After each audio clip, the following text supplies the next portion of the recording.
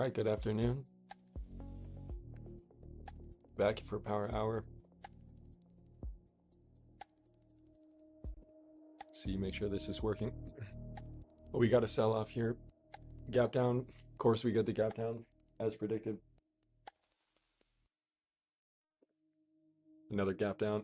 Back in the same range, we got this big gap, this over weekend gap up. And now on Monday or Tuesday, we're stuck in between the gap. And then yesterday, we're stuck right in between this previous day range. And today is basically the same thing. We're literally in between another gap. We're in between this previous day range and this gap. And we're still off of this low from last week, 644, which is 647 is the low from 647-ish. 648, 647 actually is the low. I have it right here. The low, yeah, the weekly low is 644.72, which is this low here. But 648 and 647, basically where we're at now, is the lows from last year in November, and that's the lows from before we bounced last year at the end of the year, and we got a big rally. So we're coming into this level here.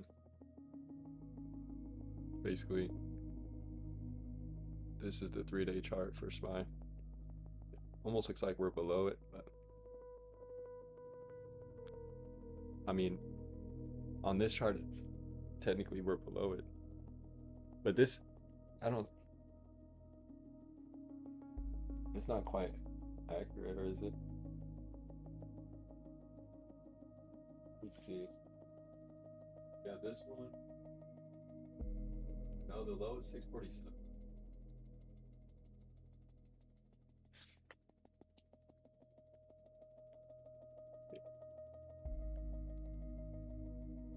Yeah, on this chart, it looks a little bit different, but I don't know if it's just because this chart's logarithmic.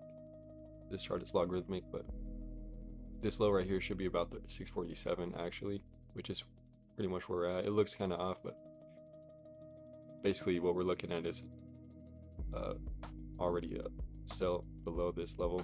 Just that big support level, we're kind of holding below it here. And the weekly chart is right at that 100 SM, the 50 SMA, I mean. So basically, is, you know, there's potential that we're near a bottom, but it's still more than likely that there is still some downside if there's no definitive solution or outcome to all these things going on. The uncertainty in the market right now. Bitcoin's still bear flagging this whole year so far. That's just creating some sort of a bear flag. I was really hoping to see maybe in power hours in about an hour. So 12 o'clock EST is about 1 hour. Kind of hoping to see maybe a bounce. I was hoping to see a bounce at some point, especially as we get closer towards this low and we're really filling in this range. Filling in the gap today from last week and this low from last week and from last year.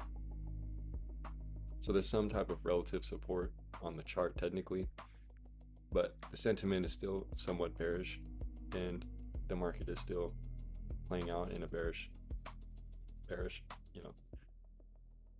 From the open yesterday, we basically went lower pretty much every day this week except for on Tuesday. We basically stayed flat, but we're going kind of lower back into the low of last week. It's Thursday, so we'll see. We're way off of the VWAP, way up here at 650, 651. The levels that I'm looking at are about the range that we're in is 656.5 to 648.5 right now. So 648.5 would be actually our resistance now, which is right about here, which is basically, I guess, just the close of last week. Last week on Friday close right here. That would be first level of resistance that we're looking at if we do bounce at all, and then force up to here 650, and then the VWAP right in between here. If there was a bounce, then this is probably as far as it would go. And if we do sell off, then it's kind of hard to say. Hard to look for much more down into this previous week low without bouncing, especially since we're just off the open today. We ended up selling and closing below the VWAP, and we just been riding the 9 EMA. You can't see the 9 EMA on this chart, but the 9 EMA is just riding. We haven't really closed above it more than like once on the 5-minute chart since we closed below it. The 9 and 21 EMA are just keeping us below this VWAP and extending down. So it is really weak. Makes it a little bit difficult to look for something like puts to trade on the day. I'm leaning more towards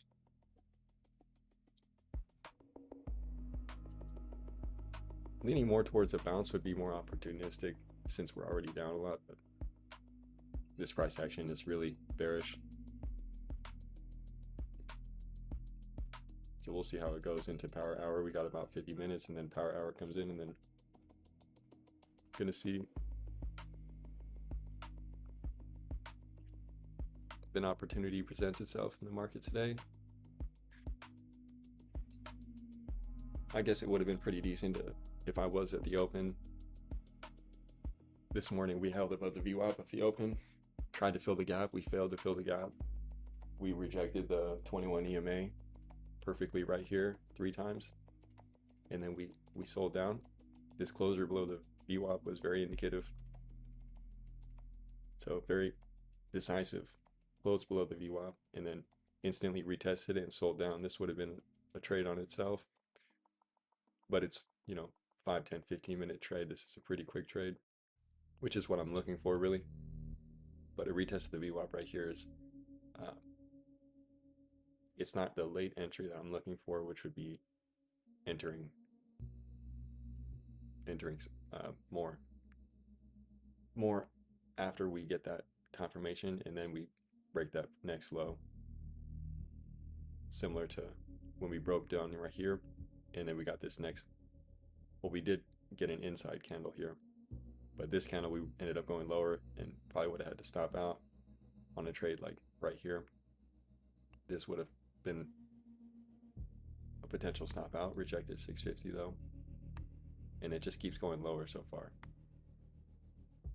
So, but just keeping in mind that we're in this range here, so it's just pretty much nonsense. This price action is not really doing too much. We're really looking for some type of another leg down, or we're looking for a decent bounce into the close, and we can possibly capitalize on that. So far today we got a gap and crap range bound market, weekly inside bar. So if we do break the low, the previous weekly low 644.72, then we'll be outside of the inside candle on the weekly chart. So right now the weekly candle is inside previous week candle from last week, and we haven't broke the low of 644.72.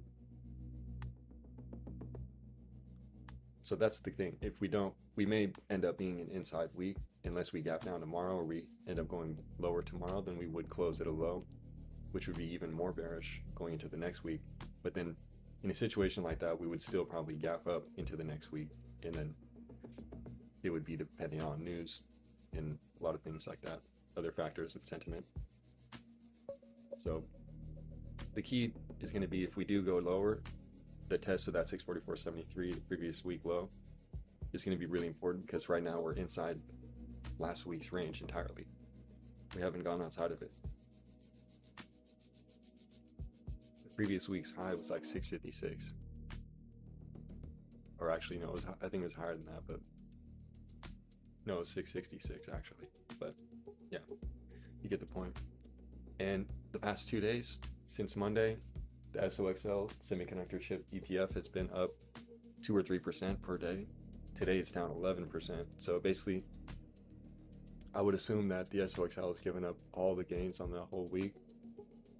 So I pull it up real quick.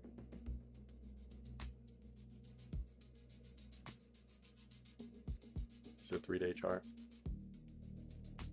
So you see that daily candle closing below on the low. Hold up, I gotta fix this.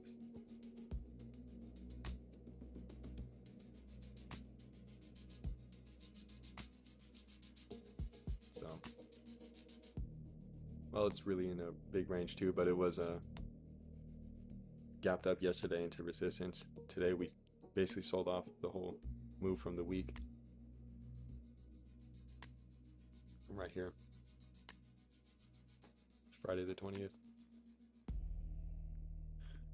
So this thing is at the lows as well. This is some support, but these semiconductor names are pretty weak today. And that's a big reason why the SPY is down 1.5% again. And even Nvidia is down here at this support. Many times this has been support, once, twice, 3, 4, 5 times, around 170. 170 area on Nvidia is a big support. But it looks weak, and there's the 200 or the 100 SMA. It looks like it wants to go for it, and that kind of correlates with previous all-time highs from 2025.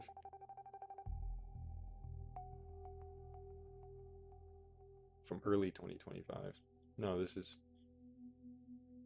yeah, the beginning of January 2025, late 24. We've been consolidating above the previous yearly highs from the previous 2 years. So now we're right at that support, which isn't bad.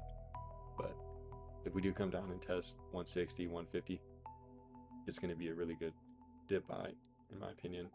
Getting Nvidia near 150 would be really good.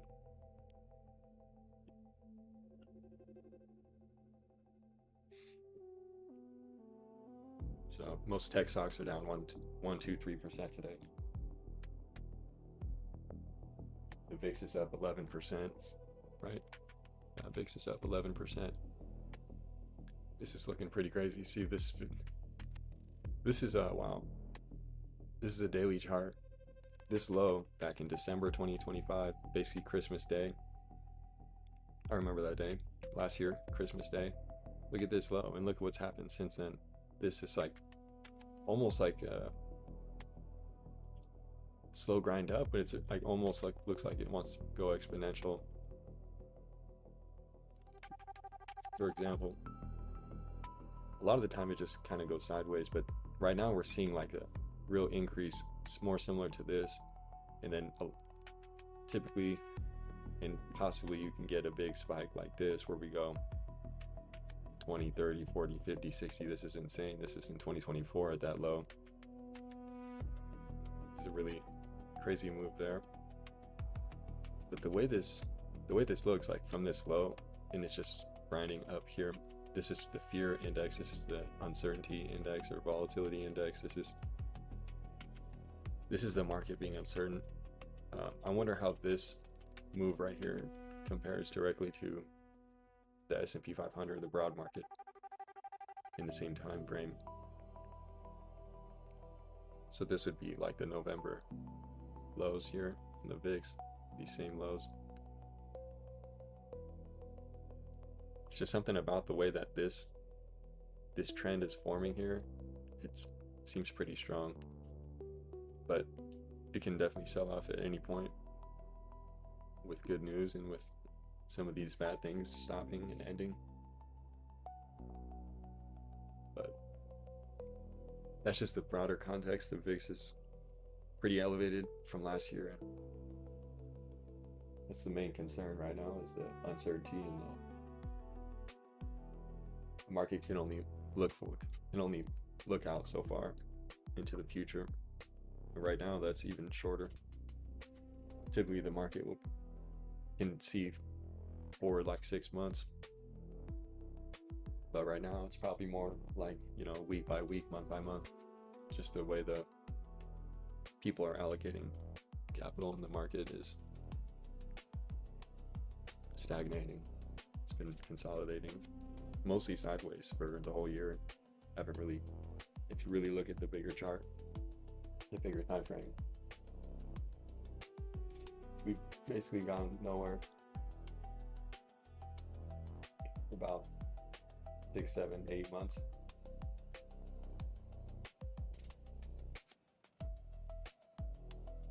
No trend. Kind of a little bit of an uptrend and then a little bit of a downtrend. We're back to the same place we were last September-ish.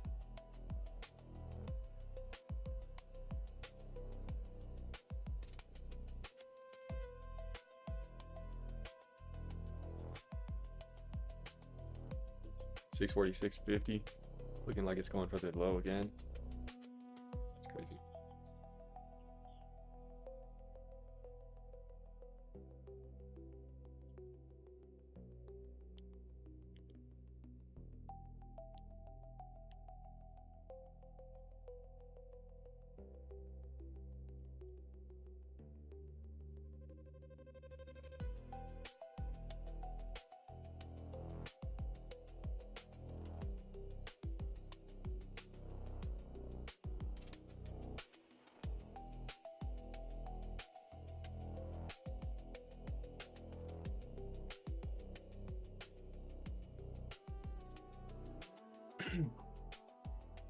Are we gonna break a new low here, or are we just gonna consolidate for a little bit until lunch and then make a move?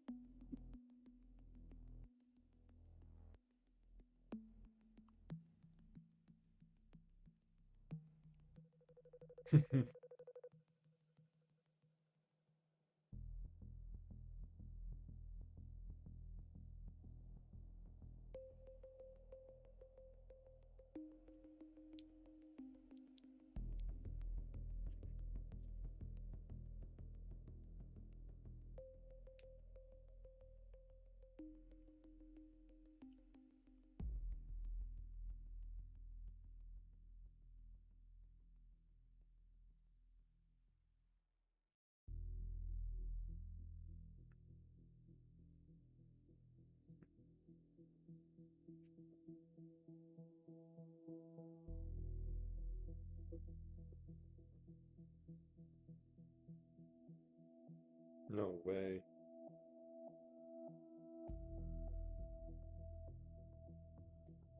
No way. Someone from the ARK Invest team put out a graph that shows the annual written output, written words, as compared to humans by AI since the 1500, well, until 2030, from 1500, the year 1500, and it looks like humans have written something like 5 trillion words, and just since 2025, AI has surpassed that. That's insane. The amount of words that AI has written in just 1 year, or something like that, has surpassed all of humanity's written words since 1500. That's a pretty insane statistic.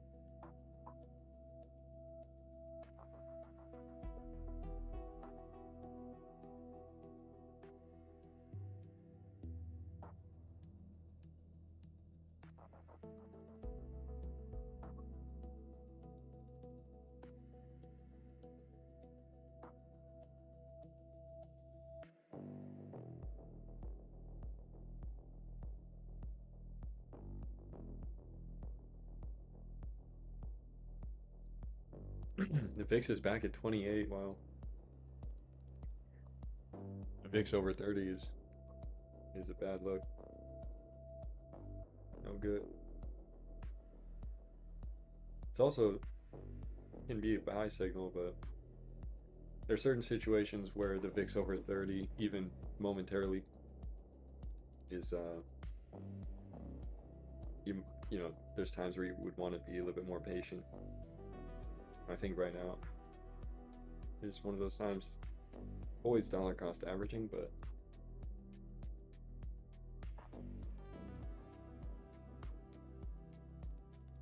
just the implications and the uncertainty in the market right now is not worth uh, going all in on like a swing trade, trying to time the bottom or anything.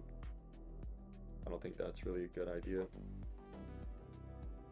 More of a day trading market and dollar cost averaging over time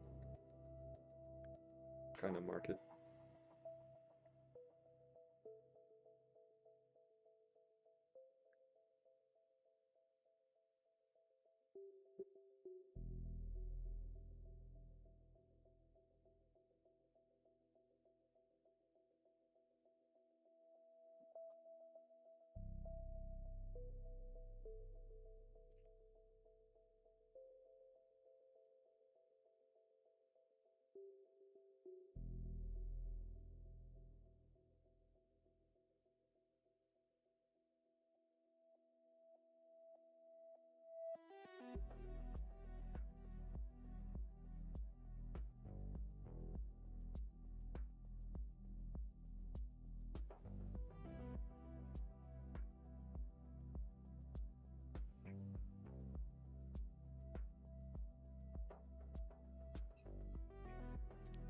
Okay, X is preparing for the SpaceX IPO. They're getting rid of some of the duplicative employees. They're restructuring. Pretty interesting.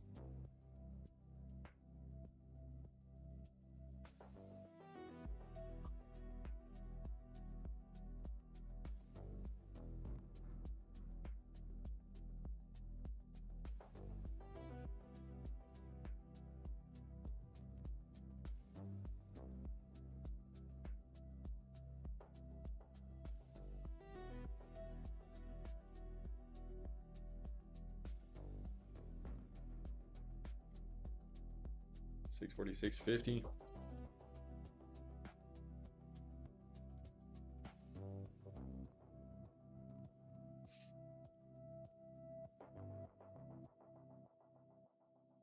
Looks pretty bearish.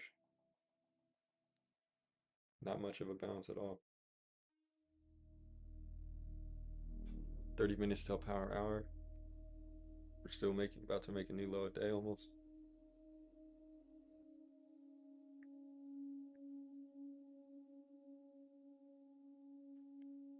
The options chain looks pretty decent though.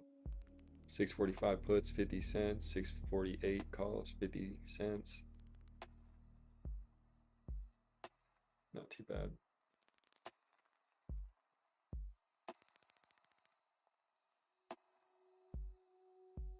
The calls are at low a day, while the puts are at high a day.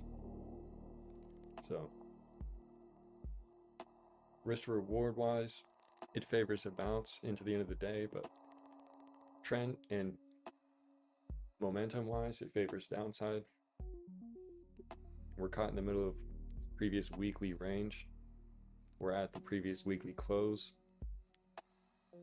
An interesting place to be on a Thursday afternoon, going into power hour.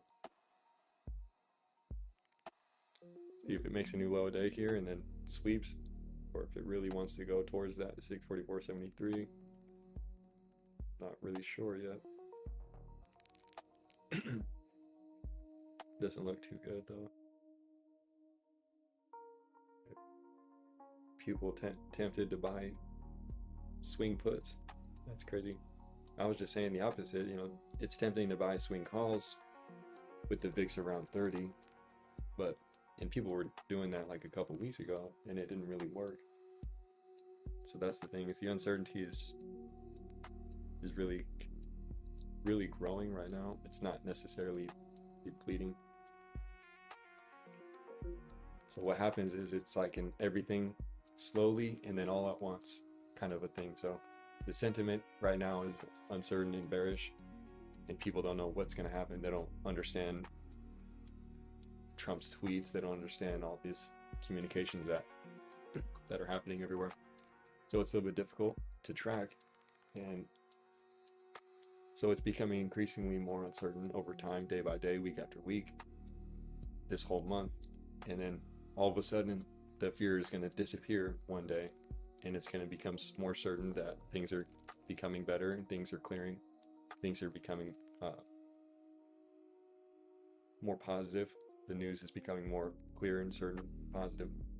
And as soon as that happens, that's when, like I said, you're going to see that clear bottom. You're going to see a big candle that gaps up and closes at the high day, big green candle that breaks out of this downtrend, and it's going to be really obvious.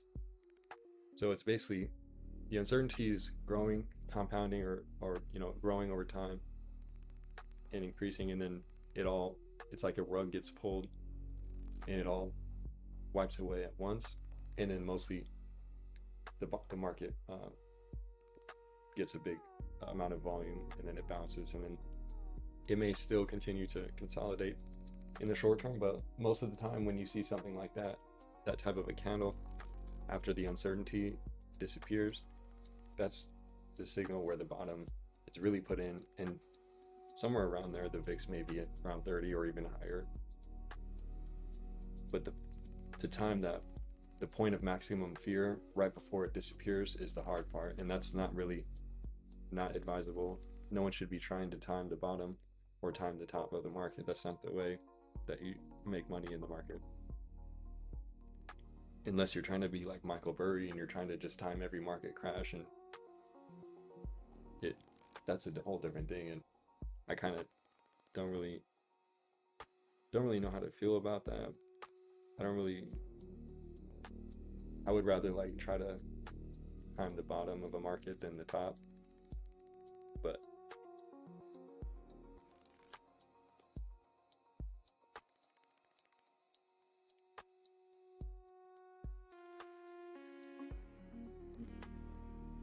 I think leaning bullish and optimistic is the ultimate edge in markets. But the only way it works is when you have a long time frame. So if you're day trading, it maybe it doesn't work so well, but it does give you some confluence at some level. But over time, when it comes to investing, it's the mode: optimism and learning to understand where the growth and the actual profit and the following the money is kind of the key. Markets follow the money.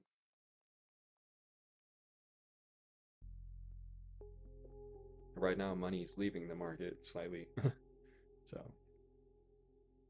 it doesn't mean to sell, though. It just means to slow your buying.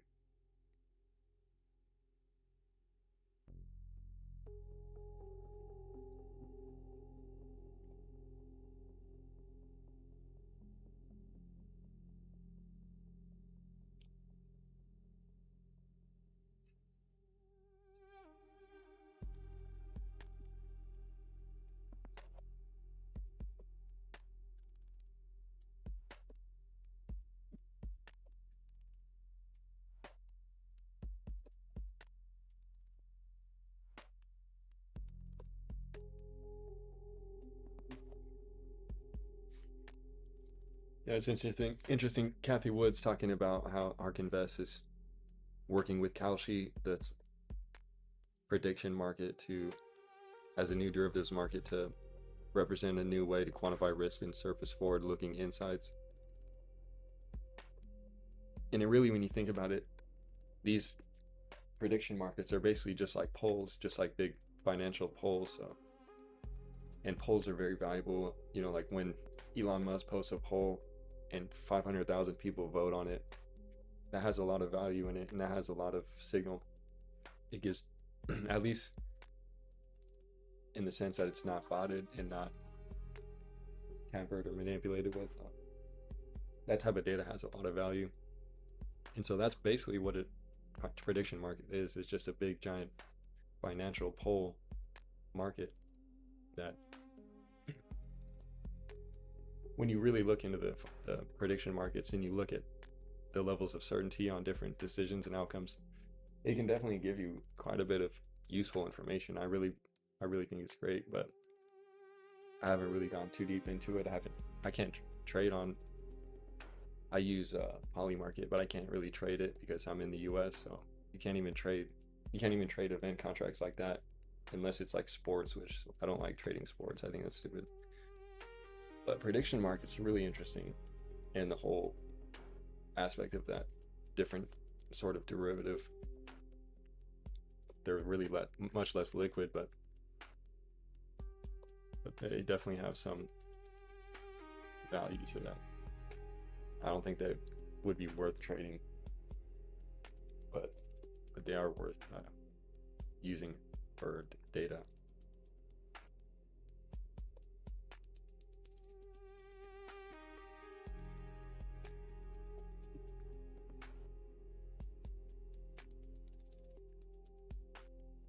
So far we're consolidating at low a day. Two lows right here at the 646.50 level. 646.50, 647.50, and then my level is 648.50 right here, which is that previous week low. Perfect alignment.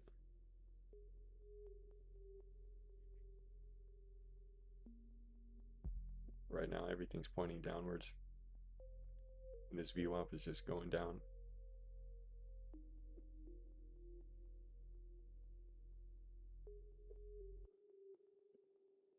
Nothing interesting right now on these charts.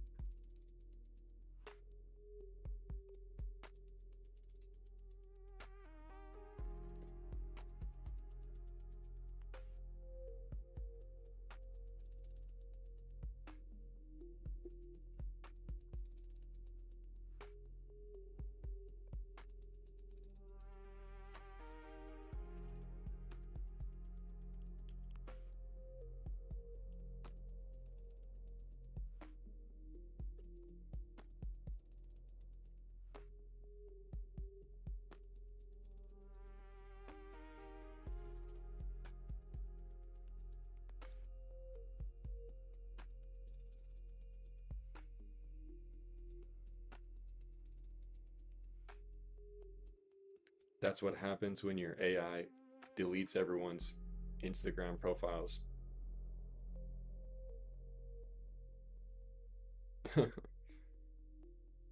Meta, I don't know. This apparently Meta got some type of got sued in court or something for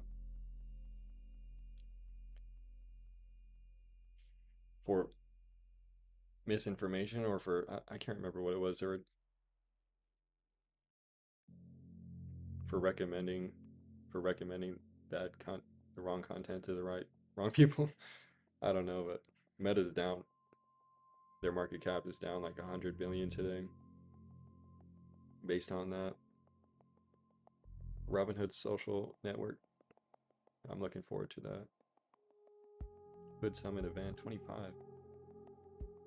Early access.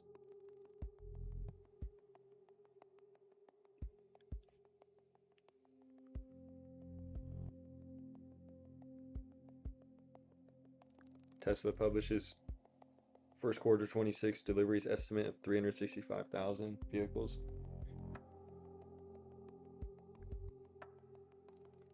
Deliveries, that's a lot of deliveries. So they're not only making a couple million electric vehicles a year, but they're delivering at least 1 million per year, which is really good. There's no other electric vehicle company in the United States that's doing anything close to that. Meta fell below Tesla in market cap today, actually. Interesting. 300 or 1.4 billion. Oil prices back above 95, up 10% in 24 hours.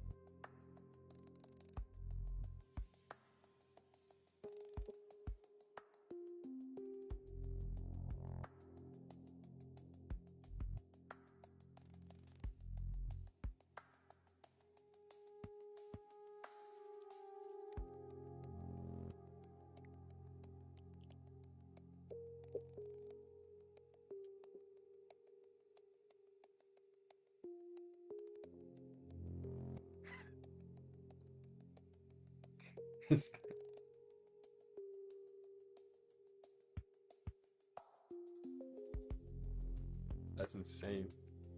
Like on Kalshi right now, is I don't know if that's true. It says there's 70% chance Trump will be impeached by January 1st, 28. That's insane. That's insane.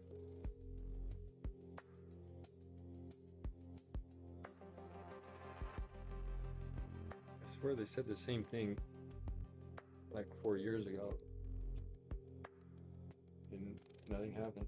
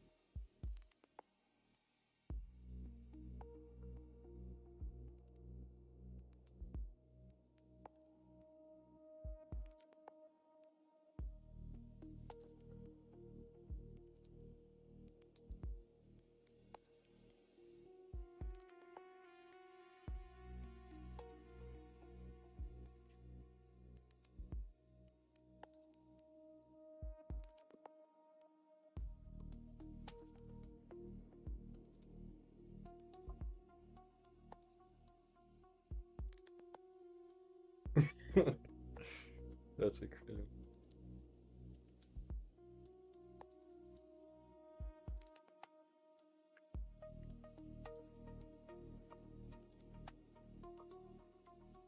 What?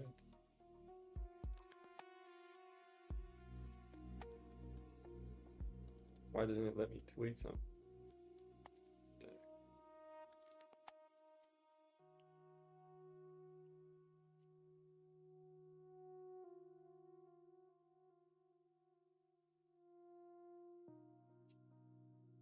Why wouldn't it let me tweet this GIF?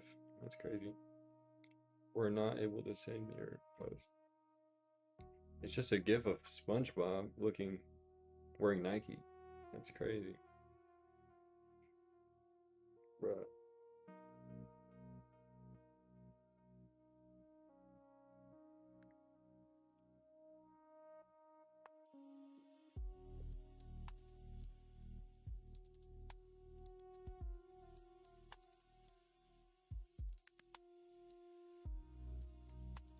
Why doesn't it work? That's crazy. Okay, that's fine. I'll do it later.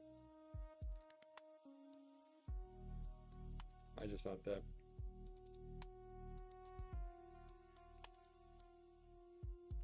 I like the SpongeBob GIFs.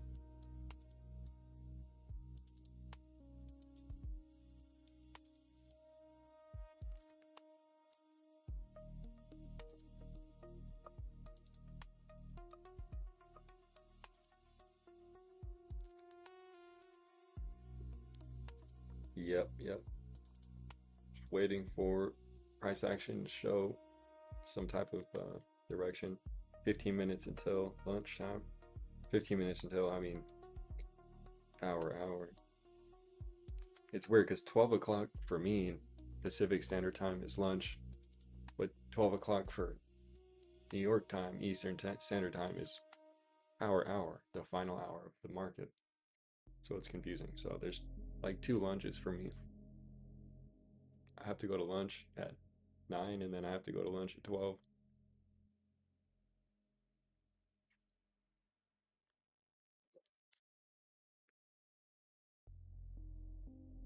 I really prefer to trade the first hour and a half of the market though. 2.5 hours of the market, I mean, that's ideal for me. But there is like good setups and you can see price action quite a bit clearer at the end of the day, in the final hour of the day. Like looking at the end of the day in power hour is probably better off for looking for swing trades if I had enough capital to allocate for swings, even though right now is not a good time to be swinging anything. In the first 2.5 hours of the day is the best for catching decent moves and day trading. First hour price action.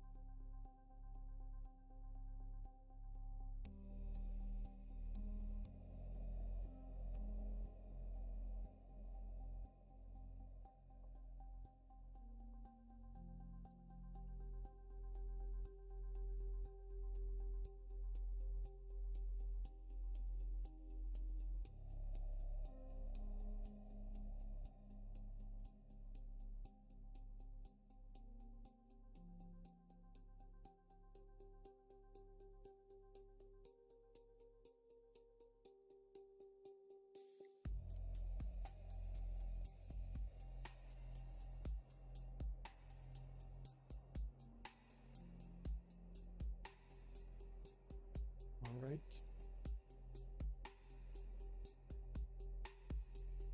Still holding this double bottom type of look right here, this double bottom right at 646.50. The key will be to get above the previous week close right here at 648.50. If we were to bounce, we get it back above here. And there is possibly a trade into the end of the day on the upside. If not, then we break this low and it's probably going to be a waterfall towards this previous week low, 644.72. So that's really what we're looking at. This level and this level right here. And at 650 right here.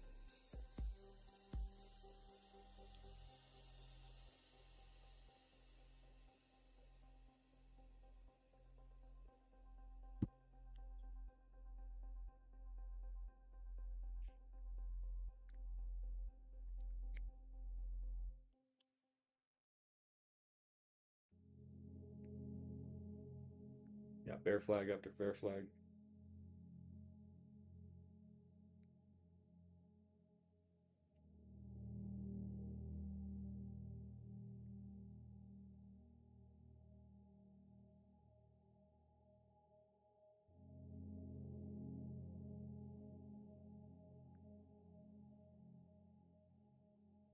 Yeah, that's the crazy thing too about this market. You know, the market's not even down that much. Like SPY is down what, 7, 8%, maybe 9% at the very low.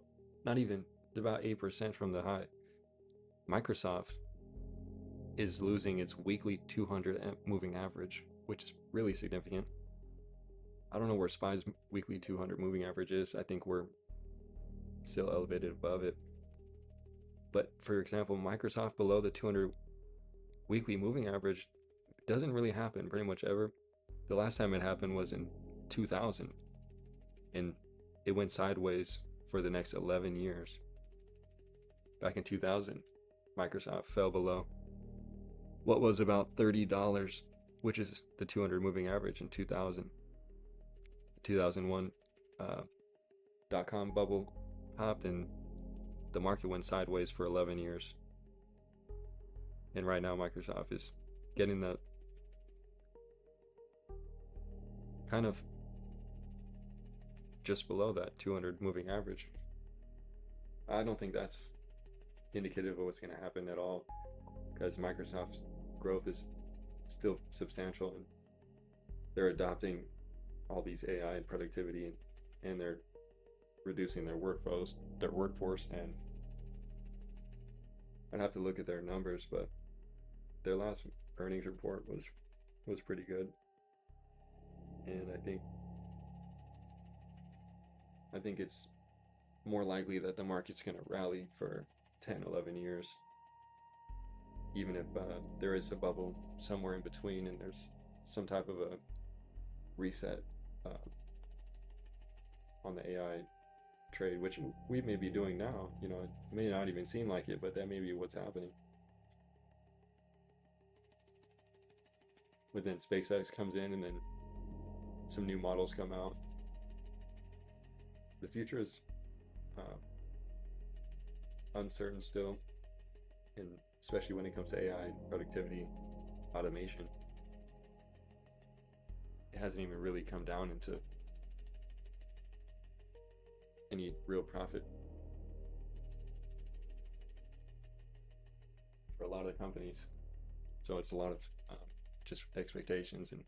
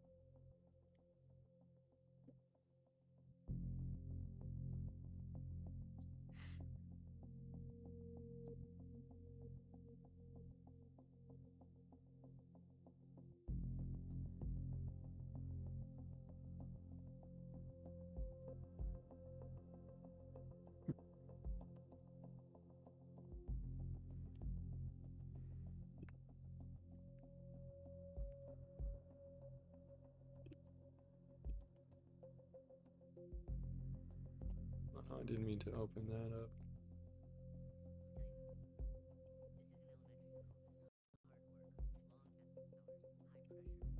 I'll close that. Oops. Hopefully that doesn't mess it up.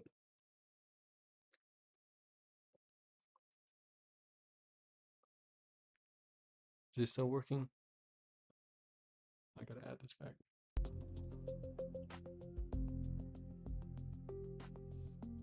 Okay.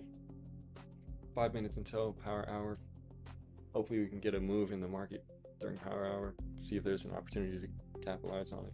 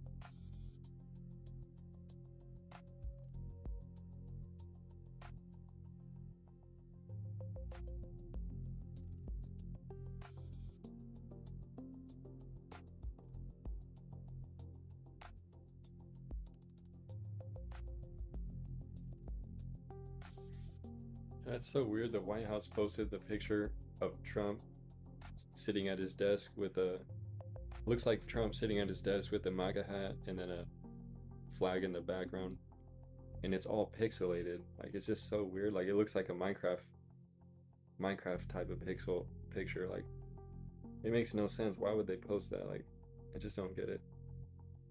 Like what are they trying to do posting this kind of stuff? Like who's getting paid to do this? Whoever's getting paid to do this, like they should find a better job. They should find something more useful to do with their time, because it's really annoying. The vague posting of the White House lately is weird. It's really weird. I'm pretty sure they got like some teenagers as interns in the White House controlling the social media, because teenagers are great at social media, but it's almost like the people who are running the accounts like don't have like maybe they're not the right people to do it, and maybe they don't have like they don't really have the people's interest when they're just basically distracting and basically just causing what I would call mass confusion. It's pretty just really weird that they have whoever these people are who are running the social media accounts for the government, the White House.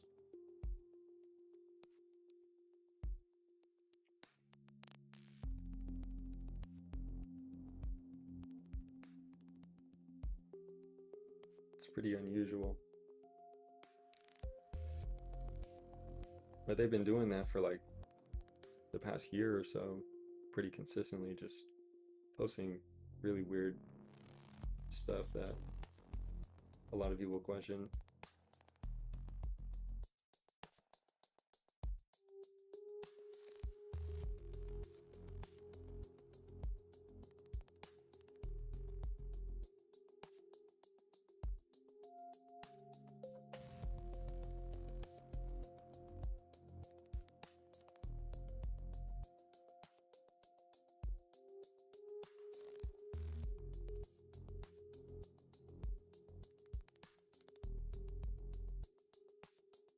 SPY still down 1.4% on the day.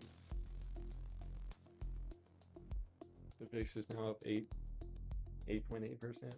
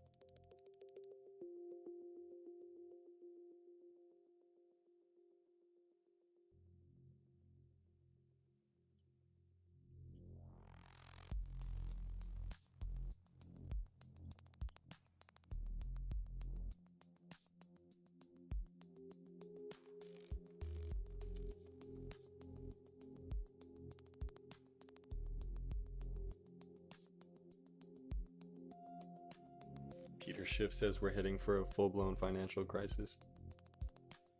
What does he know about financial crisis?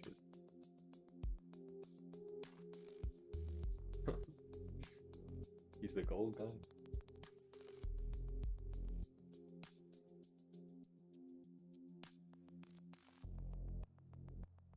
He really thinks that we're gonna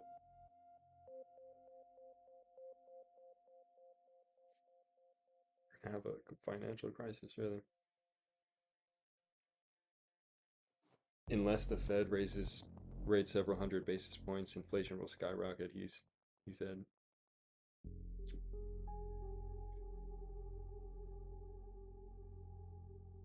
Overly accommodative Fed. Trump will dismiss the surge in inflation as a temporary consequence of the war, but data confirms prices were already surging before.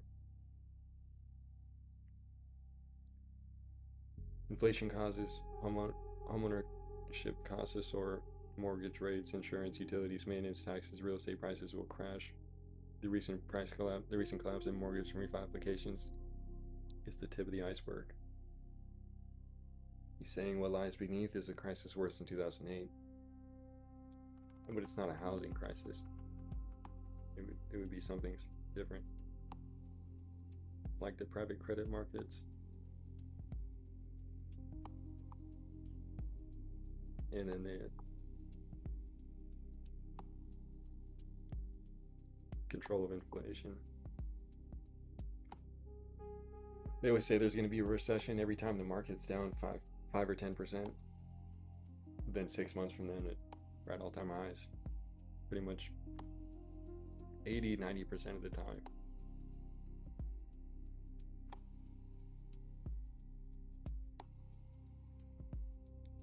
Saying the war will surge inflation, U.S. inflation of 4.2%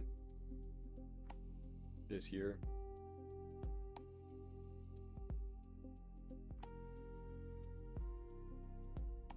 Expected to slow GDP growth to 2%.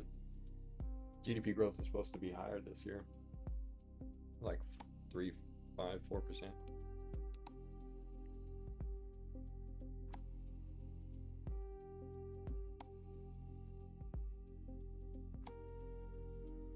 So inflation is really the big concern for the market here, and the lack of rate cuts, and then now the people now looking for a rate hike or two in the next year, but I think it's really temporary. What would be a rate hike now will be more cuts later.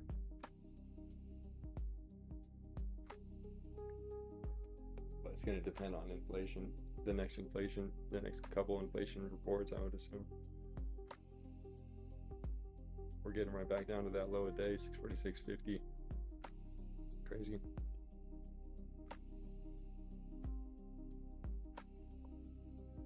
Four minutes and a half left on that 5-minute candle though. No confirmation below.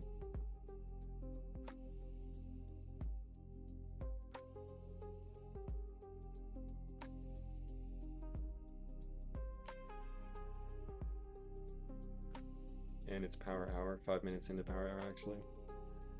We got that red candle right at 12 o'clock power hour, right at 3 o'clock Eastern.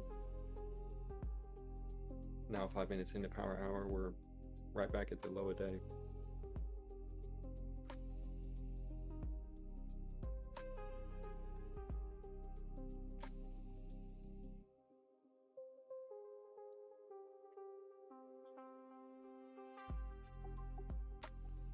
Calls are still at low a day, puts are at high day.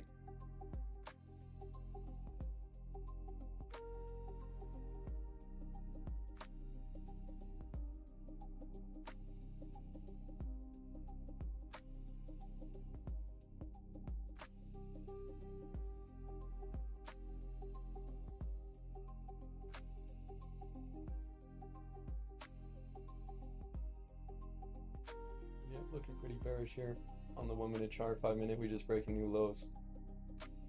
Yep.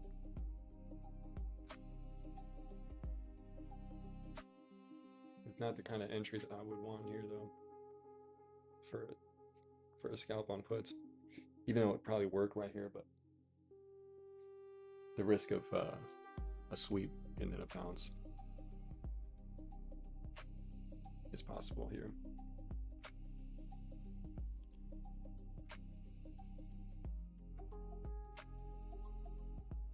So we'll see. If it sweeps, it'll be obvious. If it doesn't, then it'll also be obvious. It'll probably retest that 646.50 level on the upside. Not right here, but on another candle.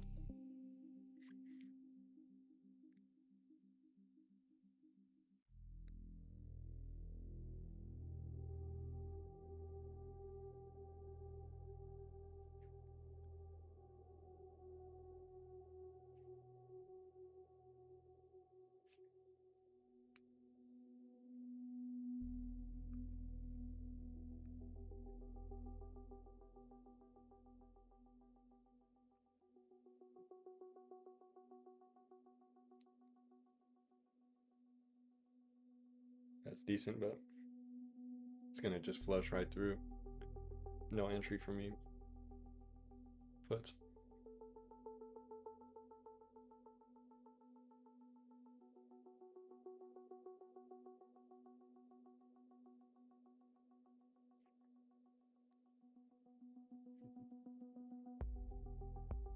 Looks like we're headed towards that previous week low, 644.72.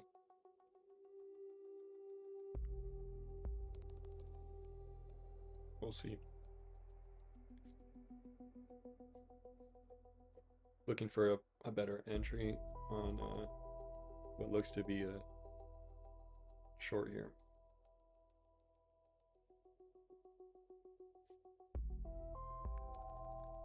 I don't know, is my chart's not even showing up. I gotta fix that.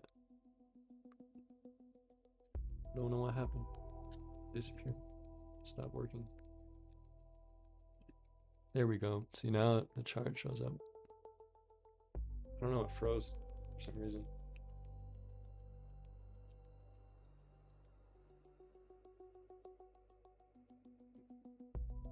$646 low a day on the dot, looks like.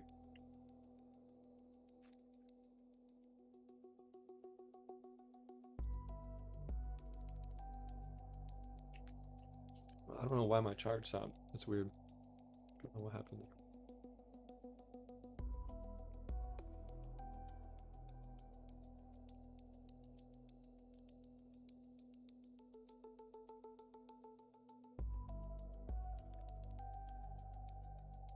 $646 level.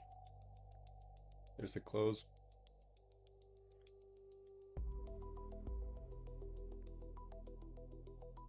Yeah, the 646 puts though are like 70 cents, which I could barely afford it. And it's a little bit risky right here, so I'm gonna give it a little bit of time.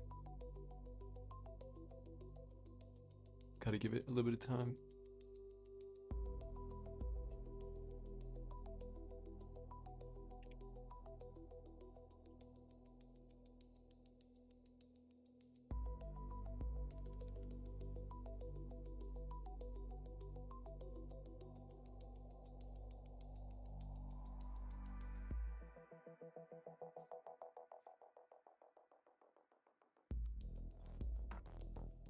I think what I'll kind of considering taking the 645. It's a little bit less risk, but we're barely getting below 646 here. We got confirmation though on this downside. It's a strong move from power hour so far, just straight down right at power hour. Gotta give it a little bit of time. Still well below the 21 and the 9 EMA.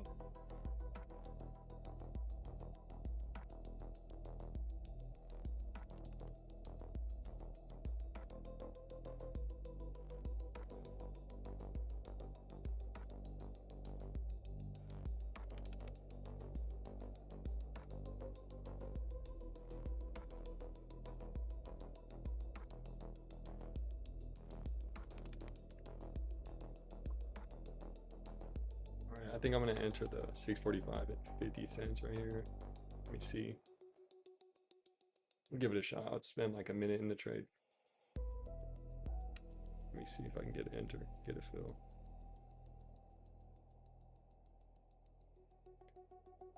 No fill, no fill. Let's see, give it a minute or two.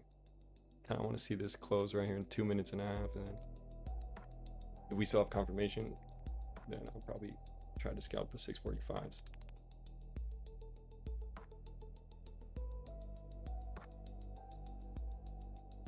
See if we actually do get up and retest that 646.50. If it doesn't even do that, then it's pretty weak. If we get back below 646. And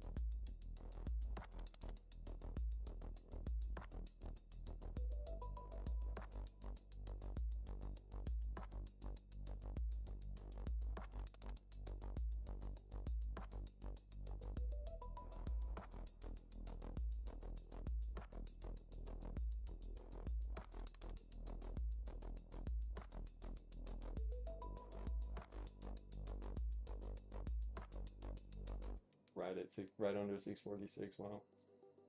All right, I'm gonna try to see if I can get an entry.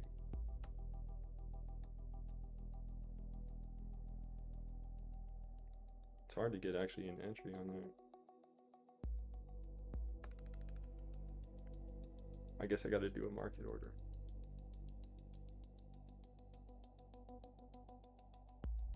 Let's see. Still not in the trade yet.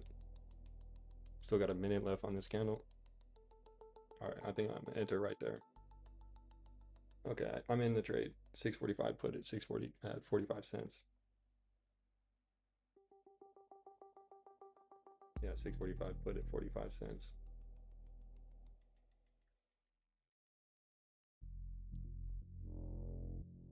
It's definitely a late entry, which is what I'm looking for, but see, it's already putting somewhat of a green candle.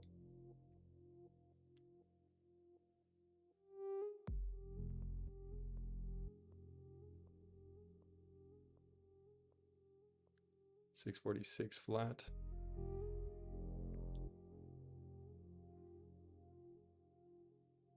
Yeah, it looks like the first green candle. I'm gonna have to stop out probably. Well, let's see. We're at the 9 EMA.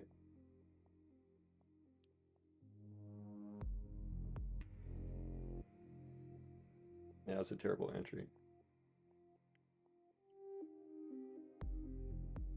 It's the first green candle.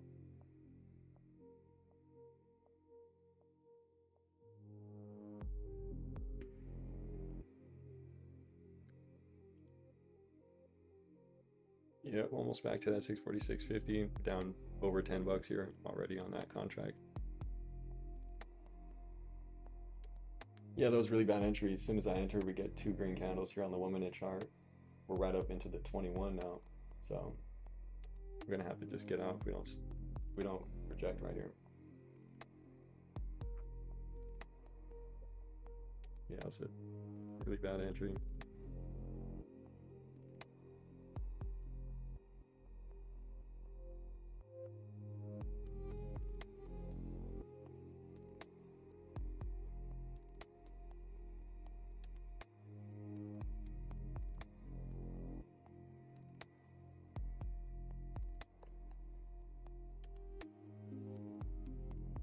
Still closing right at the 21 right there. Yeah, that's quite 2 candles, 2 1 minute candles that are green. Almost cut the contract in half here. That's exactly what I was worried about, is getting that sweep and then bounce. I took the entry right at the bottom. It's unfortunate. See if it rejects. If not, gonna have to take the loss, about $20 to $30 loss on my $77 account. Let's see, 646.50 reject, but looks that bounce is pretty fast, and those 2 green candles are bigger than any of those red candles.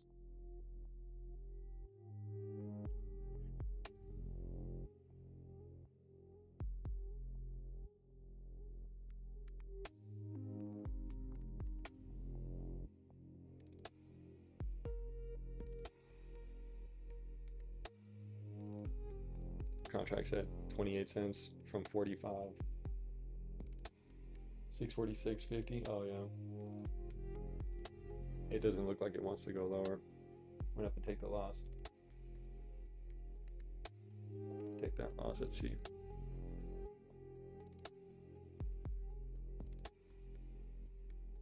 It was way too late of an entry, honestly. That's the problem.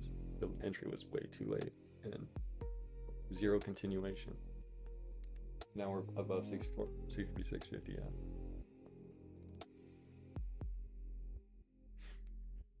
Well, I'm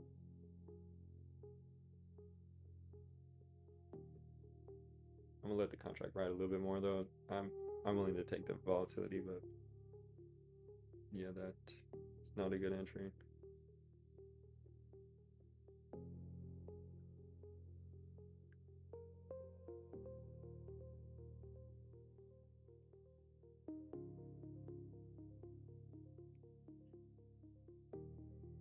Right up to the 21. Not much of a rejection, honestly, but we'll see. Doesn't look too good. Looks like the bounce is just coming in at the wrong time for me.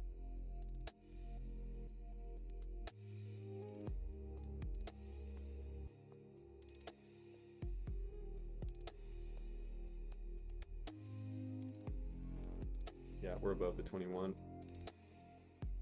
Down $20. That's significant.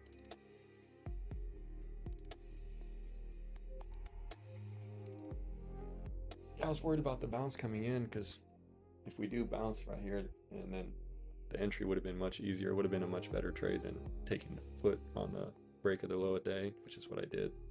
Took a late entry. Definitely stop out now. I'm still holding this contract because we're still at the 21. Down $20 still, same thing.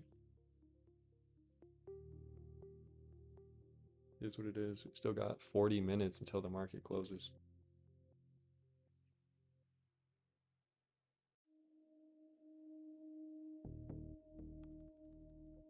I didn't really want to be in this trade for more than a couple minutes, but now I'm down like about 50% on this contract. At least I only spent 45 on it, but it's down to 25. And we bounced from where I entered. So this is nothing but drawdown. And it's a 645, so we'd have to go to low a day, make a new low a day for it to even hold any value, because that 645 is right at that previous week low. So the risk is that if we do bounce here, which is unlikely, but if we do actually bounce for some reason, then this contract is going to get cooked. So that's really the risk, is that I could lose more than I expect to. I would only expect to lose about 20 bucks on this, which is where I'm at right now. So if we get any more drawdown, then I would be losing more than I would be willing to lose. Because if I lost more than $20 on this trade, or $30 in my account would be below 50, which would make it very difficult for me to take the next trade. So that's really the only thing about holding this type of trade right here, even though we're getting the retest of that low a day, which is what I was expecting, and then reject the 21. And then ideally we would go and make a new low a day, go all the way down to 645, 644.72 by the end of the day, which would put this contract in the money, but it may take too long to play out because I would ideally only want to be in the trade for like a few minutes, 5 minutes or so, and capture part of a move. But when I got the entry here, we just immediately bounced, kind of retesting that low a day. I'm not exactly sure. Right here, it's obviously still bearish, but if we can't hold below 646, then this trade may lose more than I would expect to. We'll see. Still down about 15.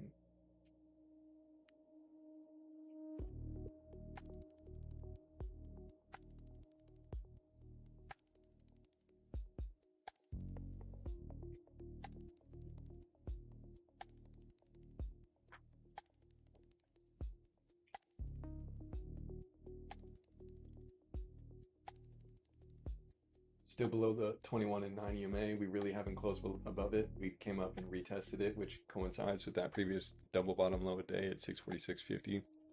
So if we do get back below 646, then possibly this trade could work out.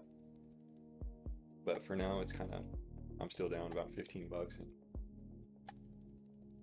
we're not at low a day. We're not even below 646. I just don't like to hold trades for more than like 5 or 10 minutes during power hour because it's not ideal. But if we do dump, then it'll be closer to in the money, but or at the money.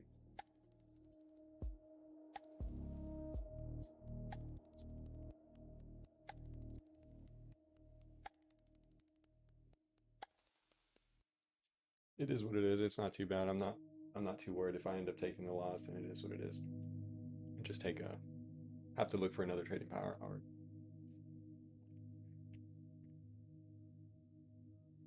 Getting in right at the bottom low a day, taking a put right at the low a day is pretty rough.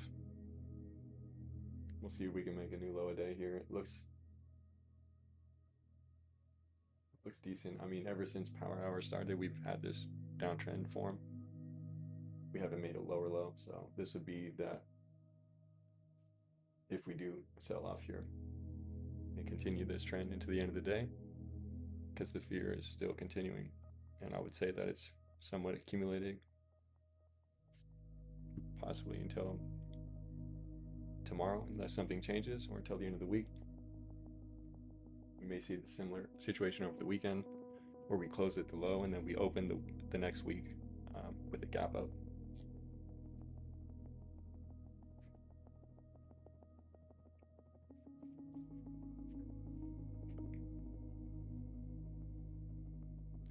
Contracts at 30 cents still from 45, still down 15 bucks. We're still at above 646, still above low a day. What I would ideally want is a flush down to that previous week low, which we have not got down to yet, but it seems pretty evident that we will, based on the strength of this trend so far. So we'll see if we can make that new low a day, then I may look to exit early, but if we do break the low a day, it'll be a really good confirmation.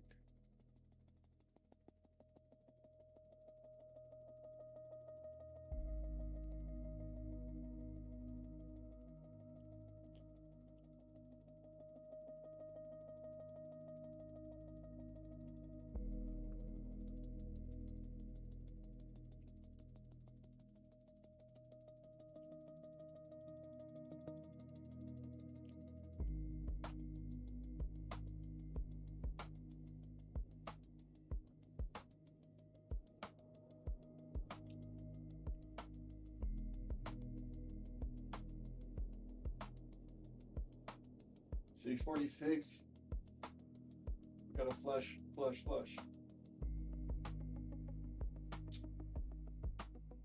For that low day, it's actually 645.87. 645.87 is the actual low day. Oh, there we are. 645.87. Contract's still down 10 bucks though, which is crazy. That's the thing about theta. So we're breaking new low day, kind of. Not really confirmed yet.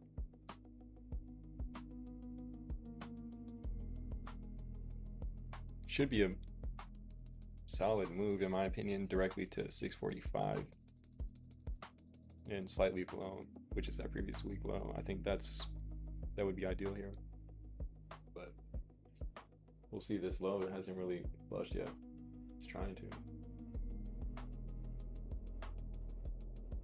Got to send it a little bit lower towards 645, and I think that would be pretty solid for the low a day. And then tomorrow on Friday will be like pretty distinctive if we gap below or sell below, or we stay within the range again.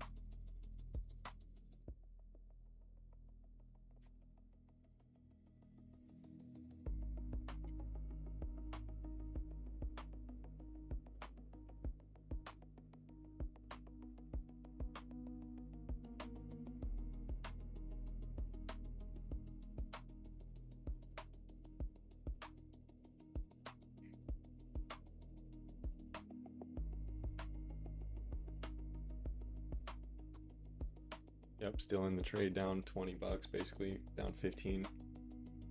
We really need to break the low a day and get ideally in the money. 645, we need to get as close to there, but the value on these contracts is pretty low. There's not much value in it unless we can continue down.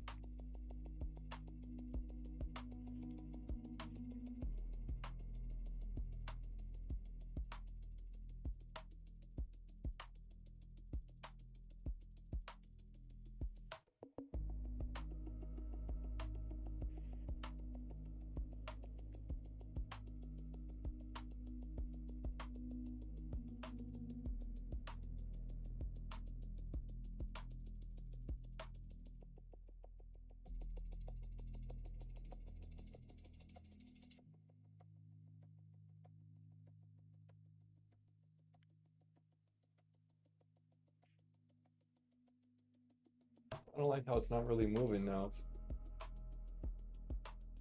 really slowed down now.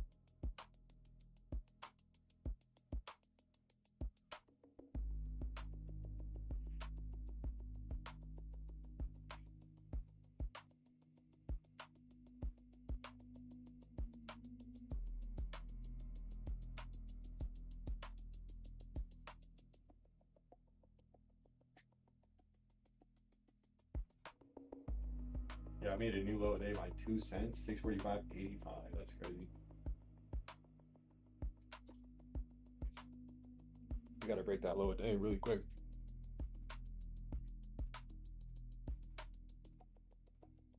The downtrend is slowing down here.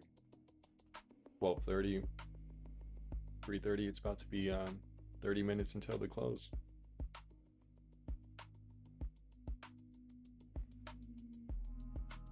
We're gonna need to see something happen here.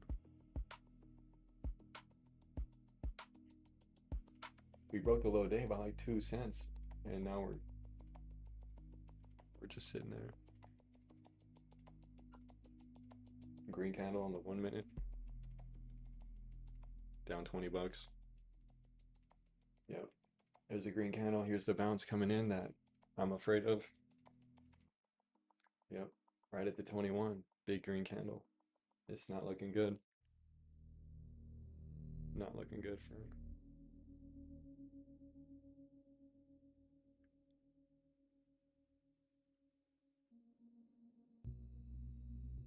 that entry on that trade is just couldn't be worse. Took an entry right at the low of day, and then it instantly bounced up to that 646.50 level, rejected 21, right back to low of day by 2 cents.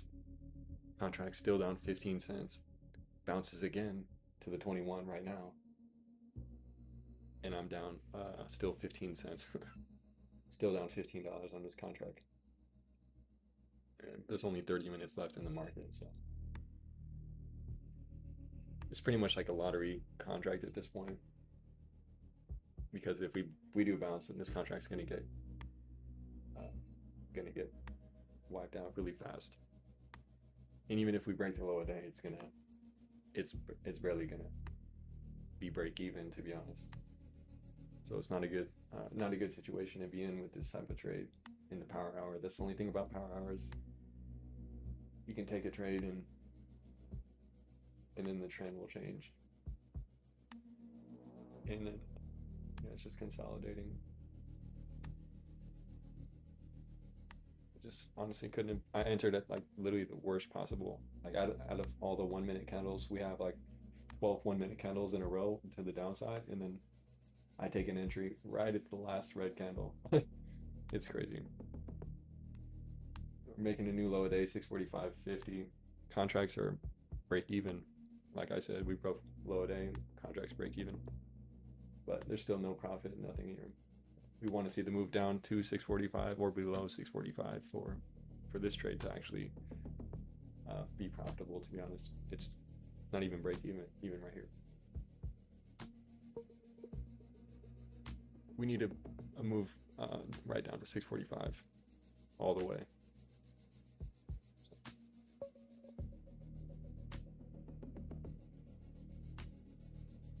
Well, it does make me think that, like, taking in a downtrending market on the day, it does make me think that taking a short off of a VWAP or off of the 21 EMA makes a lot more sense. But the problem with that is you can still get wiped out quickly. That's like an early entry. When you take a short at the retest of a 21 or the VWAP, that's like a early entry instead of taking the late entry at the new low. So I'm trying to decide that, but I think that will shift as I grow the account. And if I can get the account upwards, then it'll give me the ability to take different types of trades and have smaller position sizes. But in Power Hour, it's you kind of have to trade smaller, if anything. So I'm glad I took a cheaper contract because it's hard to manage these trades in Power Hour when they're moving 50% in a couple minutes. Let's see if we can get down to 645 here. Get one big red candle and then we need another one. 645 and I'll get out of this contract. It's probably barely going to be up, to be honest, so we'll see. We can even get there. Only 50 cents from here. We did break the low. I mean, it's just need momentum to the downside here. Right now it's slow.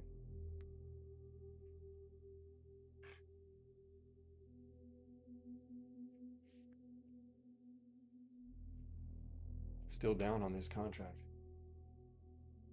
It's tough. These Power Hour trades like this is tough. If only I could trade them in the money and I don't have to worry about extrinsic value.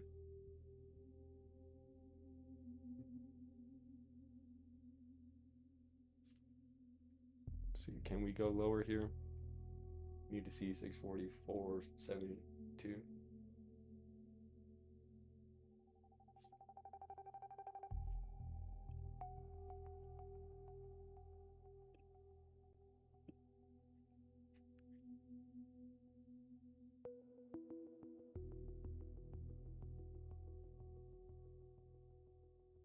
Nope. Yeah.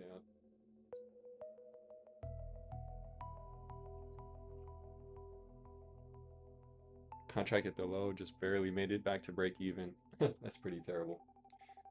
Yeah. We really need another leg down. If not, then this contract's cooked. I'm surprised that all of a sudden we just keep bouncing every couple minutes now in Power Hour. Keep trying to bounce every few minutes now for some reason. No, the downtrend is like really slowing down. This is not good. The last 25 minutes of the day. So this contract's either going in the money or it's going to zero, 100%. At this point, this SPY chart is messing around. It breaks a low a day multiple times, but like the contracts are like basically going down, which is frustrating. Back to the 21 EMA. We're above it. This is the bounce.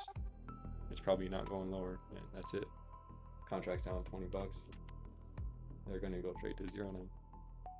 I would take the stop loss right now, but I personally just would rather hold it and let it go because I'm expecting low a day. I'm expecting 645. So if not, then I'm willing to take $40 loss, whatever. Take a $40 loss on a $77 account. It's not ideal, but I don't really care about the I really need to get the trade. I really need to get this account to a better spot. I just don't like waiting day after day after day. It's like 20 hours just to take one scalp and then I have to reset my account again. So I'd rather just let the trade play out because obviously it's bearish. So if we bounce here, then surprising. Yeah, it's surprised that we end the day with a bounce. Let's see.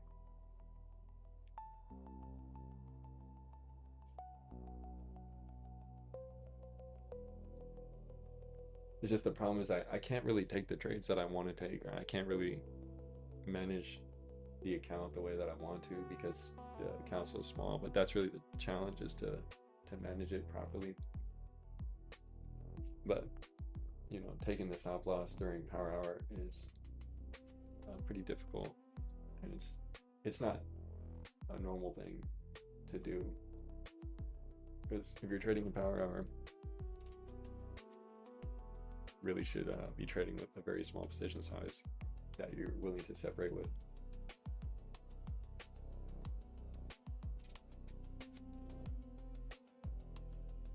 The late entry got me on this one. Still down 20 bucks. I really just I don't like the way that the 1 minute chart keeps bouncing. So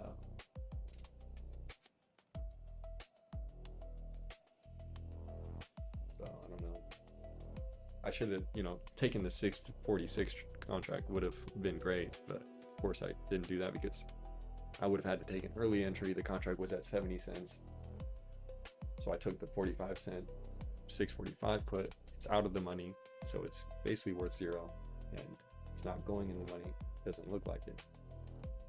And that's the problem. So the difference between taking the entry at the VWAP with it in the money at the money contract would have been 100% trade, versus taking the out the money contract at the late entry at the bottom of the day and getting gypped on the bounce to the 21 EMA again twice in a row, is the reason why this 645 put is only worth 25 cents right here, and I'm down $20 on it. And the only way it's gonna profit is if we actually do break the low a day and get below 645 and go in the money.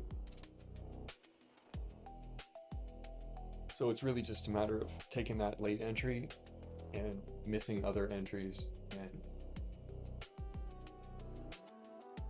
that's really probably the main reason why I'm looking. It looked like I'm going to lose on this trade today, unless for some reason we dump into the end of the day, but I'm not really expecting that. I'm kind of just going to let it play out. If the contract wants to go down to basically zero, then that's fine with me.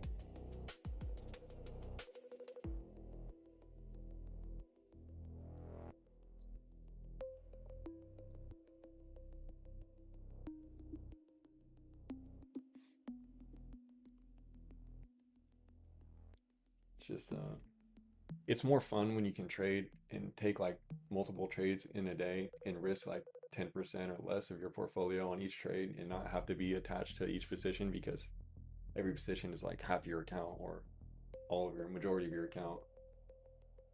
And the volatility during power hour in conjunction with all those things just makes trading very difficult with $50 or 100 bucks. So if I had 500, which I can do, but it's, I don't know, if I had that, if I can get to there, then it would be much easier, but and more enjoyable, because right now it's not really enjoyable to trade like this. But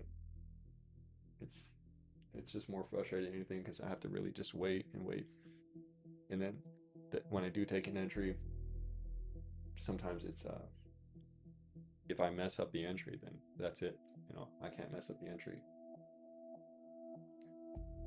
So yeah, it just kind of sucks.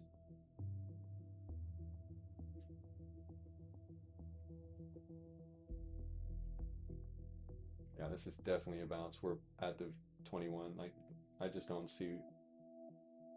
There's a reason why it keeps trying to bounce here. It's not going to go lower.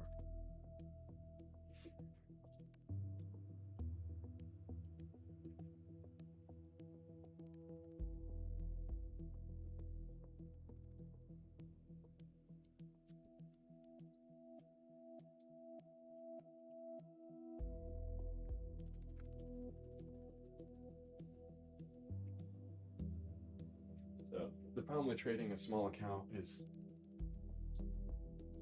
when you're trading with such a small account and you can only take maybe one, maybe two trades in a single trading day, you really have to be right more often than not. But in trading, you actually don't have to be right more often than not. You can be right 40% of the time and still make a lot of money and still compound your account and your wealth very easily, without even being right 50% of the time.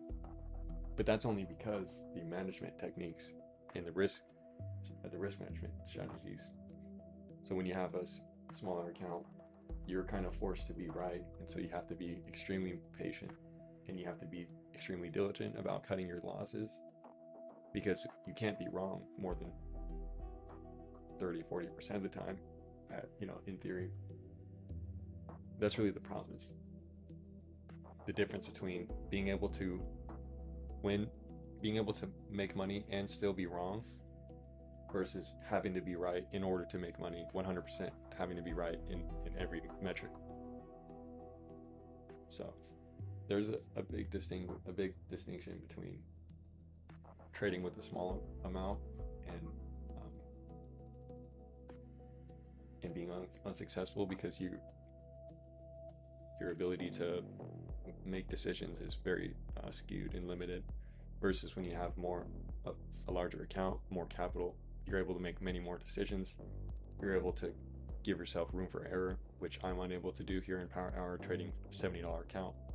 And so it's just a really big difference, and that's really the difference that I'm looking to transition over to through this challenge and through this account. But if I have to reset it 3-4 times, then so be it. I have to deposit another $50 and then run it back and then continue to trade and look for the right setups, and then get to the point where I'm able to let the winners run, able to cut the losers fast because I have extra capital, and that it really makes a big difference. I've never really been able to experience that. So that's what I'm looking to do, is I'm looking to get to the point where I can experience the ability to manage my trades and my portfolio and my capital on each market day in a much better, much more efficient way, much more creative, much more personalized, much more options. And if anything, in the long term, I'm really not even looking to trade options very often. Like at the end of the day, when trading options in the long term is fine, day trading options, zero day to expiration options is another thing. What I would ideally want to do is to, in the future, maybe in a couple of years, just be focusing on the stocks themselves and the companies, and focusing on investing in shares and buying smaller companies, medium growth stock type companies, and managing my different portfolios that way, and looking to outperform the market, which is pretty much what every investor and trader is doing. Besides, most people, the majority of people just invest for their retirement in a 401k into a managed money funds and ETFs, and then they just follow the market. But for me, I'm looking to outperform the market, and I'm looking to use my intelligence and my research and my love for technology and companies and finance to understand where the opportunities are, asymmetric opportunities, and I'm looking to be early on the right themes, and I'm looking to capitalize on companies' growth as before and as it happens. And a lot of that will be done, with just buying shares, buying common stock in a company and owning it for a period of time, accumulating it or position trading it, and then also selling options and doing like a wheel strategy as well to capitalize on the chart and the stock without even having to own it, and then owning it purposefully, and then using it as a way to eventually generate more income that is much more effective than such like a dividend stock.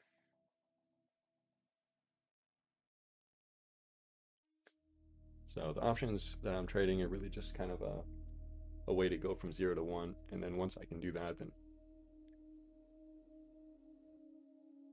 then I'm looking to be a lot more open and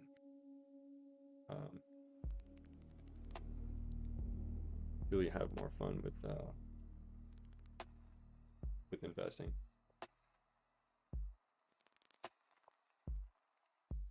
"13 minutes until the market closes, and we're at 6:45:47. Yep. So it either goes in the money or it doesn't. Contracts at 30 cents, 32 cents. So I mean, it's not even down that much. Like taking a loss right now would be pretty much nothing. Wouldn't even matter. I'd be happy with that. But I'm still looking to I'm looking for that in the money under 645. If we can flush down, make a new low day, and go under 645, and really go for that previous day low, that would be the best situation here. But there's only 12 minutes. Like there's 13 minutes till the market closes. So I got this contract pulled up, and I'm ready to sell it if it does go up. But if we do get down to 645, I will sell it. But right now, I don't know. It's only 10 minutes. Like, we got to go in the money in 10 minutes. Oh, man. That'd be crazy if it does.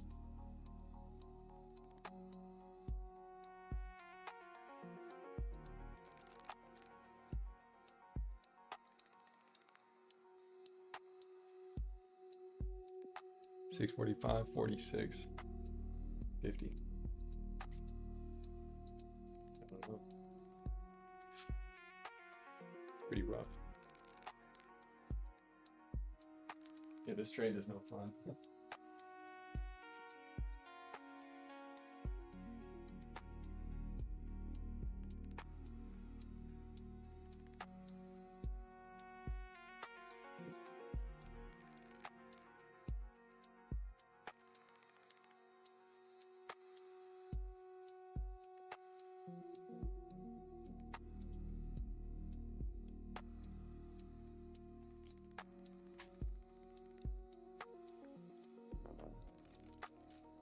It doesn't look too good.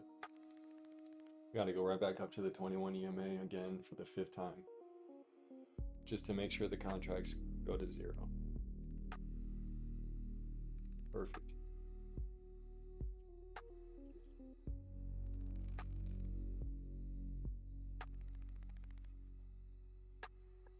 Well, it's frustrating.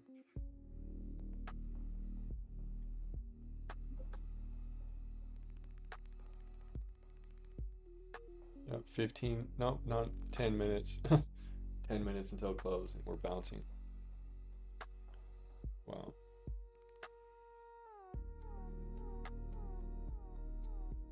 I'm gonna take a big L right here. Take a big L. Contracts down $22. My account's still above $50 right here, but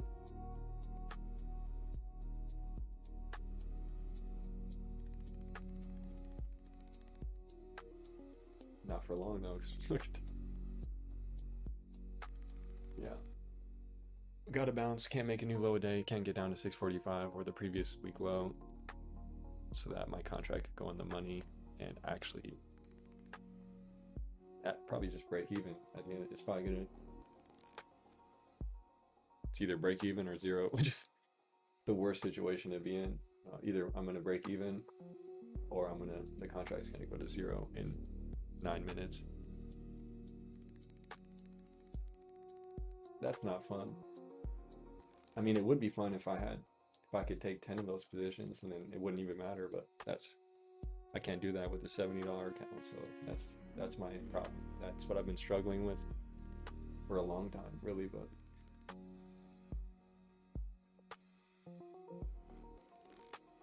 what I'm trying to do is like actually trade in a serious way and actually use all of the insights and all of my trading days and everything about it to really build out a real discipline strategy and growth over time. Because the problem is I feel like most of the time when I trade over the past several years, I kind of struggle to create momentum and upward trajectory, because I'm constantly fighting with the problem of not being able to manage account properly, only being able to manage like a small position size, and having, when you end up only trading with like with a small amount, you never get to really trade properly. You never get to really trade in a free way, like trade freely. And so it's like harder to build up the skill, the repetition of taking trades over and over and getting in and out and actually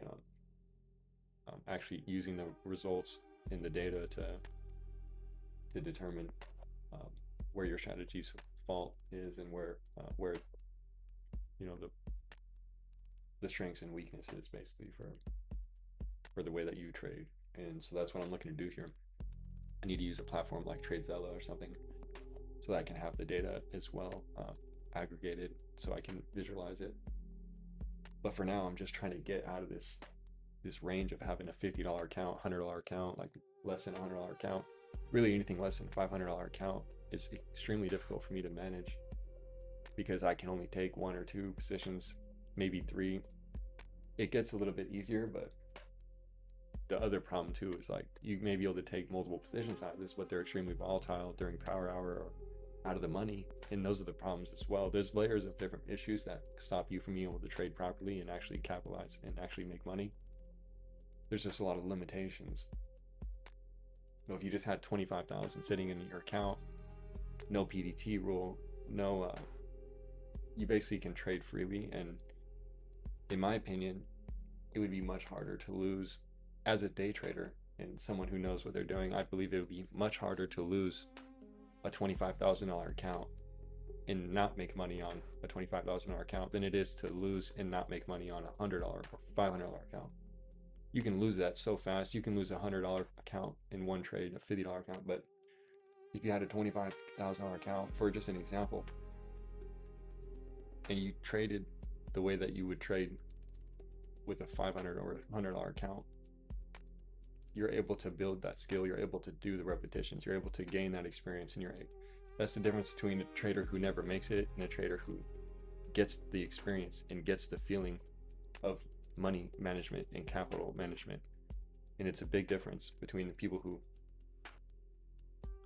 are actually profitable traders and people who got lucky on a specific investment or whatever it might be, a specific set of trades, specific time, like during 2021 with AMC, 2020 with the crash and the bounce after COVID. These are the types of opportunities that set people up, but you have to be prepared for that, and you have to be capable and have the capital to be able to take advantage and capitalize on the market itself. So here, look, we're at 645. I'm at break even. Like I said, we're at 645, almost in the money, and I'm at break even. Okay, man, it sucks. Yeah. If this, I don't know, contract literally went break even, that was it. I'm still in the 645 put. Like, how dumb. 5 minutes left. Man. If we could just go lower there, I would have been able to get out, but no. We got to bounce as soon as it hits break even, my contract. It hits break even, then it bounces. We'll see. This is a weird trade. I don't know. I'm not going to lie. We're at 645. We got to be below it. My contract's down $10 now. Yeah, this is insane. This is the type of trade that it's really frustrating. Like, I've caught this move to the downside. It was confirmed. It's obvious we're down. We just went in the money, and I still can't make money. That's the problem with trading with a small account. You can see it clearly. If only you could actually see the option contract itself and see my position. I should have it on the screen, but I don't right now. Yeah, and we're putting in a bounce. Yeah. I don't know. It really didn't go in the money. I can't consider that in the money. I didn't even get to sell it. The highest the contract went was break even in the money, which is kind of offensive. Like, that's kind of like disrespectful. I feel like it happens all too often where that happens. I'll be in a trade. I captured the whole move. I predicted it. I captured the move. We just went in the money in the last 5 minutes of the day, but my contract only hit break even. Now it's back down to being down $20. So it feels like the market just like slapping you in the face. It's like disrespectful. It feels offensive for the market to do that. But that's what happens when you're trading out of the money, at the money contracts with very volatile extrinsic and intrinsic value in the last hour and 30 minutes, especially the last 10 minutes of the day right now. And the last 5 minutes, it's insane. I was thinking for a second there that I would be able to exit that, but no, actually not. That's really frustrating, but okay. Looks like I'm gonna take the loss on that. Wow, I'm honestly surprised. We hit low a day, went in the money under 645 in the last 5 minutes, and my contract was at break even. What a shame. What a shame. It's alright, because none of this matters, because what I'm gonna do is I gotta get this account. I gotta get this account at least to $500, and then from there we can take it, trade in a more effective way, because this type of trading power is just really difficult, really frustrating to trade. Let's see. 2 minutes, yeah. We're supposed to go in the money. We're still down over $10 here. This is so dumb. This trade is stupid. We're down $10 and it's 2 minutes till close, and we're 15 cents above being in the money with this 645 put. I mean, it is what it is.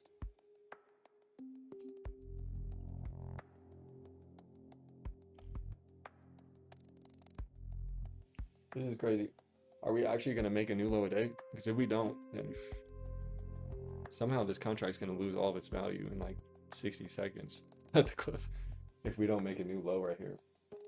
It looks like it's trying to, but like, what is the low a day? 644.91. Oh, okay, that's not that much. We're already almost there, so I'm going to put my finger on the button. Let's see, 44 cents. See if I can actually get out of this with profit. We're in the money. Look at that. We're in the money by 10, 15 cents. I'm at break even. Oh, we're up by $1. With 1 minute to close, I'm up $2. This is crazy. I'm up $2 with 1 minute to close. Okay, I'm gonna just sell it.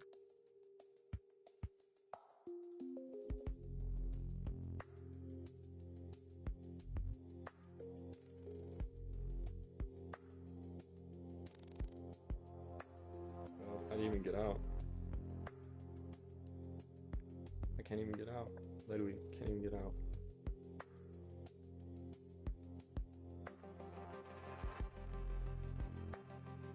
No, I couldn't even get out, and there's the close. No way. Am I able to trade this contract like a minute after the close, or what? It says that it's worth $45. It's break even, but the market just closed. I'm confused. Are we not? Am I supposed to just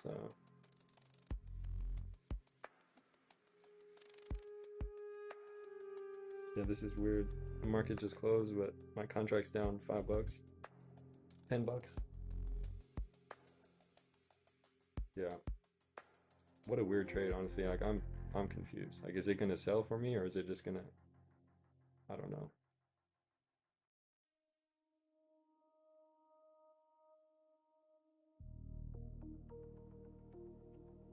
Yeah, that's just really, really unfortunate. Dang.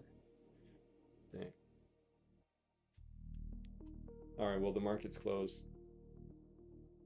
I don't know, somehow I'm still in the trade. It's worth 30, 25 cents. I don't know. I'm confused.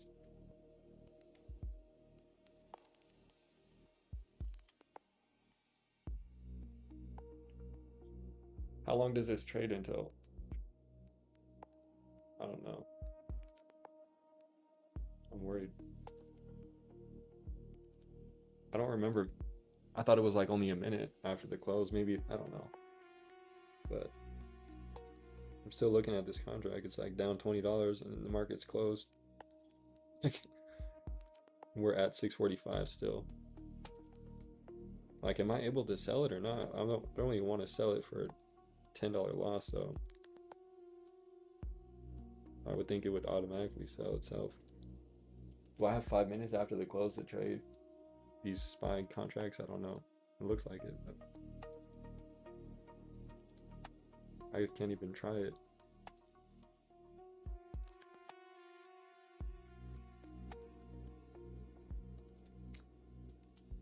Let's see. I don't know. We're under 645. But I'm so confused by this.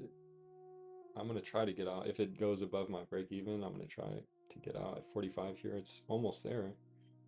Contracts at break even right here. Let's see. Should I just put a market order and just get out? 45, bro. It's break even. Like, this is insane. 2 minutes after the close, and this contract's up by $2, $1. Should I sell it or should I just hold it? Like, do I hold it? It's 2 minutes after the close. Do I hold it? Am I not able to sell this?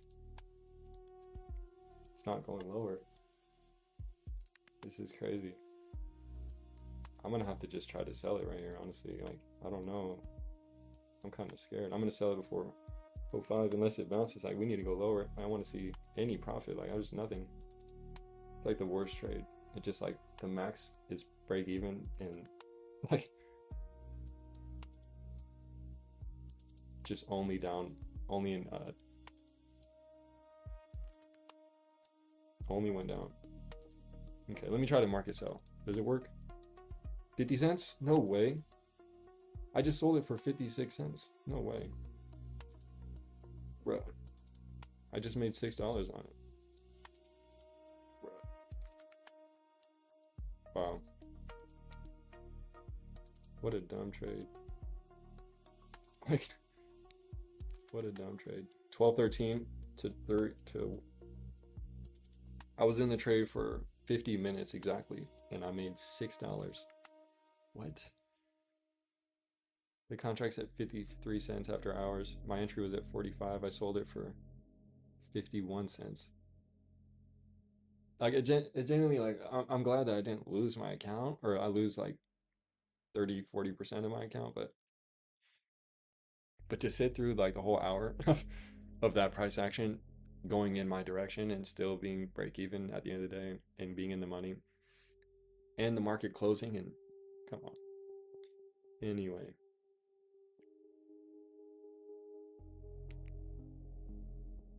well, I'm gonna get out of here. I got some more things to do. Didn't lose the account, took one trade, up $6. Wow. Didn't lose it. Anyway, I'm gonna go. I gotta go get some lunch. I gotta write an article for my publication, and I gotta do some more research, and I got to do some more things like that. I gotta make some phone calls. So have a blessed day. Back tomorrow to absolutely make money. Not like today.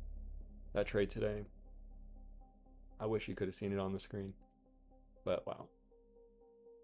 Anyway, the account's at $82.13 from $77.45. So now it's at $82.13. Tomorrow's 0 DTE Friday. We'll see. Have a blessed